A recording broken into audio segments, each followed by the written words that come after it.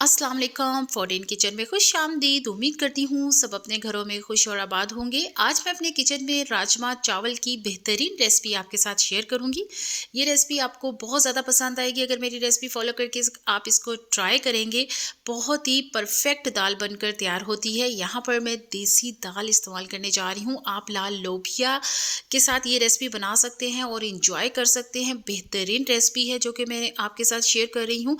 तो वीडियो को आपने एंड तक लाजमी वॉच करना है। चैनल पे नए हैं तो चैनल को सब्सक्राइब लाजमी करना है। तो चलिए जी, इस बेहतरीन राजमा चावल की रेसिपी को बनाना शुरू करते हैं। बहुत ही ज़बरदस्त, बहुत ही मज़ेदार ये बनती है। बहुत ही बेहतरीन इसके अंदर से खुशबू आती है। तो यहाँ पर मैंने ले लिया है देसी दाल है मेरे पास। आप लाल लोबिया ले सकते हैं और उसके साथ यही दाल की रेसिपी बना सकते हैं। तो यहाँ पर मैंने इसको अच्छे से वॉश कर लिया था। अब इसके अंदर मैं डालूंगी पानी और इसको मैं रात भर भिगो दूंगी पानी के साथ।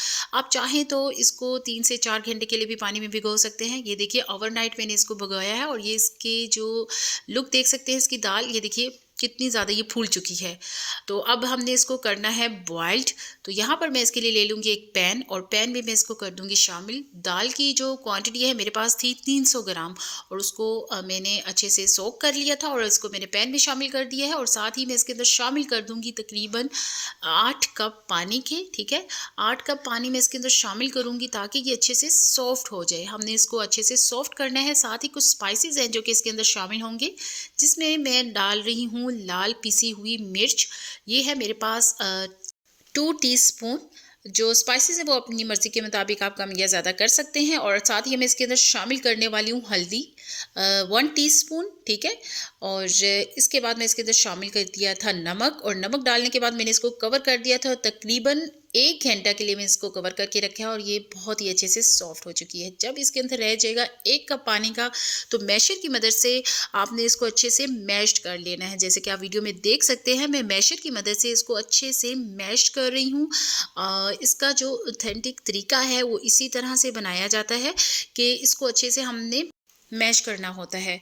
तो मैं मैशर की मदद से इसको मैश कर रही हूँ। अगर आपके पास मैशर नहीं है, घर में कोई भी आपके पास ऐसी चीज़ है जो आपको इजी लगे, आप उसके साथ इसको मैश कर सकते हैं। ठीक है, इसके जो चंक्स हैं आपने रखने हैं थोड़े बड़े बड़े साइज़ के। बिल्कुल अच्छे से इसको मैश्ड नहीं करना है।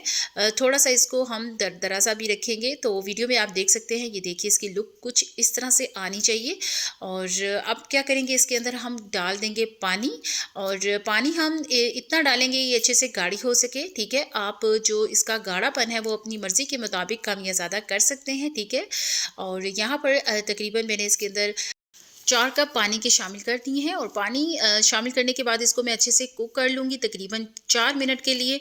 और आप देख सकते हैं ये अच्छे से कुक यहाँ पर हो चुकी है। इसको मैं चूल्हे से उतार लूँगी और यहाँ बहुत ही मज़ेदार, बहुत ही ज़बरदस्त इसका हम तड़का रेडी करेंगे। और जी हाँ, तड़का बहुत ही ज़बरदस्त होना चाहिए। तो इसके लिए यहाँ पर ले लिया था मैंने एक पैन और उसके अंदर मैंने शामिल किया था 5 टेबल स्पून ऑयल। और उसमें मैंने शामिल कर दिया है प्याज, जो कि एक अदद था मेरे पास, उसको मैंने रफली कट किया है। और इसके अंदर मैंने शामिल कर दिया है प्याज को हम अच्छा सा गोल्डन ब्राउन कलर देंगे। जब भी हम दाल का तड़का बनाते हैं तो प्याज को अच्छा सा कलर लाजमी देना होता है। यहाँ पर हम कोई वेजिटेबल्स नहीं बना रहे। जब भी हम कोई दाल बनाते हैं और उसके लिए जो तड़का रेडी करते हैं उसका जो कलर होता है तकरीबन ऐसा होना चाहिए जैसे कि आप वीडियो में देख सकते हैं। तो यहाँ पर जैसे ही मेरा प्याज गोल्डन ब्राउन हुआ है तो उसके अंदर मैंने शामिल कर दिया है अदरक और लहसुन का पेस्ट और उसको भी हम अच्छा सा कलर देंगे। ठीक है, डार्क ब्राउन कलर नहीं देंगे, अदरक लहसुन के पेस्ट को लाइट ब्राउन कलर देंगे।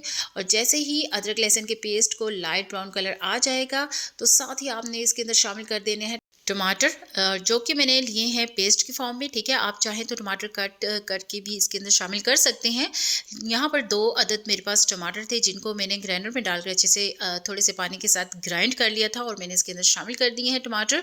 अच्छा, स्पाइसेस हम इसके अंदर शामिल नहीं करेंगे क्योंकि वो मैं दाल को बॉइल्ड करते हुए पहले ही इसके अंदर शामिल कर चुकी हूँ। तो टमाटर की पेस्ट को हमने अच्छे से कुक करना है और इसके अंदर मैंने शामिल कर दिए हैं 2 अदद ग्रीन चिलीज़। ठीक है, सब्ज़ मिर्चें हैं जिनको मैंने रफली कट किया है।